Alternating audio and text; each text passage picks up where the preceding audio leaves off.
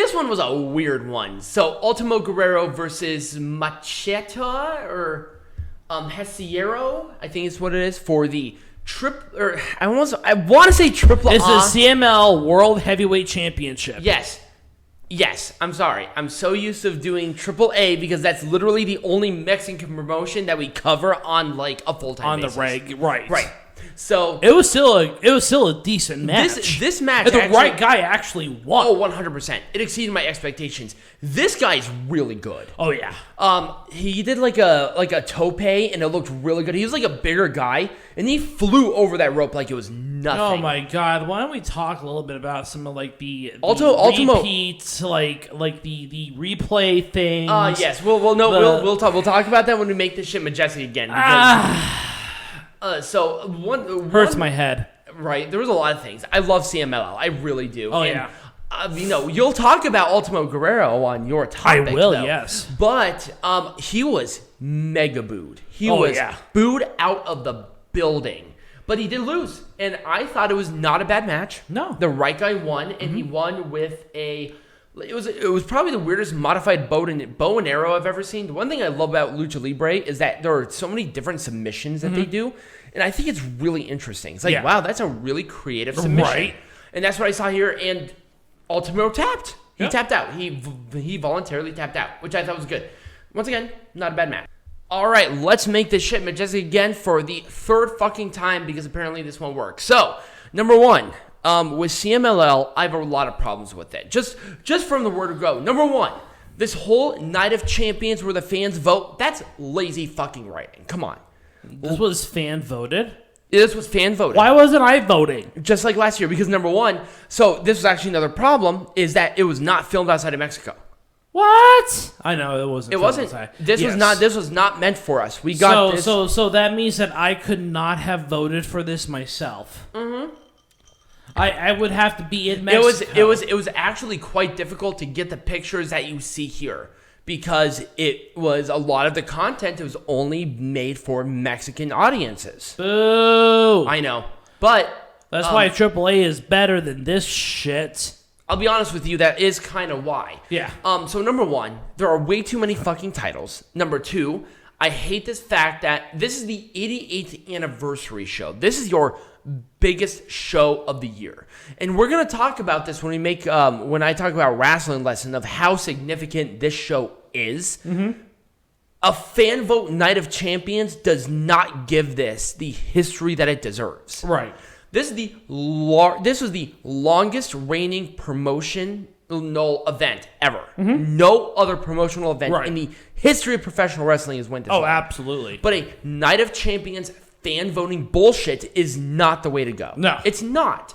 Do it at any other event. Not. Thanks, Ultimo Guerrero, the ass. This is lazy. This is lazy writing. This is a lazy booking. Now, here's the other thing. With all the matches, I feel like I probably would have been a little more invested, even though I do not understand a lick of Spanish. Right. I feel like if they had some video packages of each person, or at least the challengers, I would have been a little more invested into the product itself. Oh yeah, I was not invested at all. Now, I legitimately did not care. With that being said, there were really good matches on this show. This was better than last year's by a mile. I thought it was a great improvement. Now, I don't remember last year. We didn't see any minis. There were no midgets. We will talk about the midgets here in a minute. But with this match, the right people were in this match. Mm-hmm. This is the future of this promotion. Mm-hmm. Them going for just the national champion, I feel like it's ridiculous.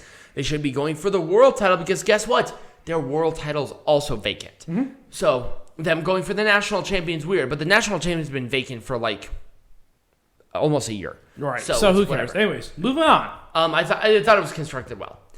This is where the mini came in. So the mini... The monkey! Yes. So the mini blue monkey, which is Jamentio or whatever it is, the mascot of this promotion. This guy is, I am not kidding you, 2'7". My favorite. It was ridiculous. That was a highlight of my night that night. I literally looked up and saw this blue thing waddling down to the ring, and I'm like, what the fuck was that thing? I thought it was crazy. But I loved it. It was amazing.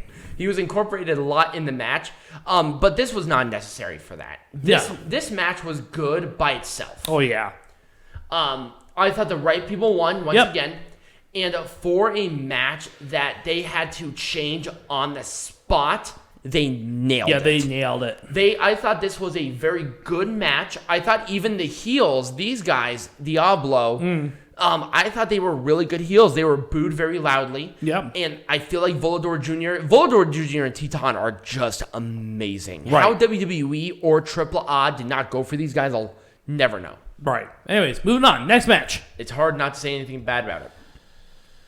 The right person won. Thank God. Thank God. We don't need one of the bookers on the booking committee to be the world champion. The main booker on the booking committee. He's not the main booker. Is he not? Are you sure? He is one of the bookers.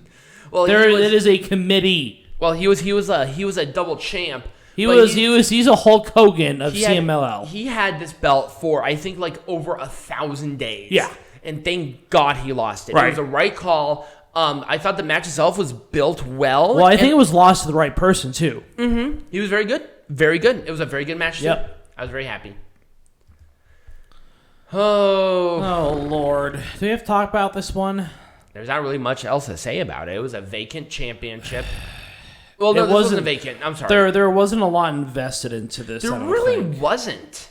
You know, like, nobody really cared. This was kind of the sleeper. This was a sleeper match, 100%. So, once again, please do not kick a person in the jaw because that sucks. Right. And don't also, why was there a fucking midget in a Hawk? That was it! No, I totally forgot about that. It was the midget in the Hawk's mask. So, there was a midget in, I swear to God, just basically his underwear. He walked out there. He was standing on the apron and then on the ringway, and he just left. He made no significance to the flow of the match whatsoever. At least welcome to Mexican wrestling. At least with the blue monkey, it was involved some way. It was so adorable. Right, but also the heels attacked the blue monkey because the blue monkey is really popular. Right.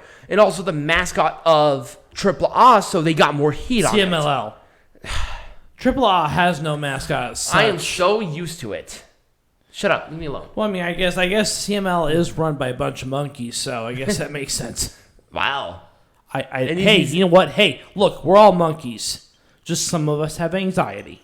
We are. But yeah, no, that midget made no sense in the context of this match. No. Why was that out there? At least with the blue monkey, the mascot of CMLL, it made sense because they got more heat. Right. And also the monkey was involved within the match, so right. At least there was that. It was not the best, but it was there. Yeah. But this, nothing. What was the point? In this match, honestly, I wouldn't have done anything differently. No, it was a great match. I probably it actually was a great main event. Mm-hmm. I was surprised as to how they put this main event, but I saw the match. I can actually watch the women's tag division in CMLL in some seriousness. Yeah. That was a great main event. I think they're sleeping on the women's division in this promotion. They're sleeping on a lot of things in this fucking promotion. And we'll talk about this promotion and the traditions here once we talk about wrestling lesson and heckling. But this was a great main event. It was. But here's the one thing. Across all of them, I kind of wish even they did like some sort of video package or something that explained it further. Even though I wouldn't have personally understood it, it would have given more context. And we'll talk a little bit about that too. We will, because apparently there's something from heckling that will have to do with that, but I feel like it would have added additional context to it. Yeah. We're obviously not the people that was meant to watch this show. We did it because, number one, it's the anniversary show. We can't go wrong with it.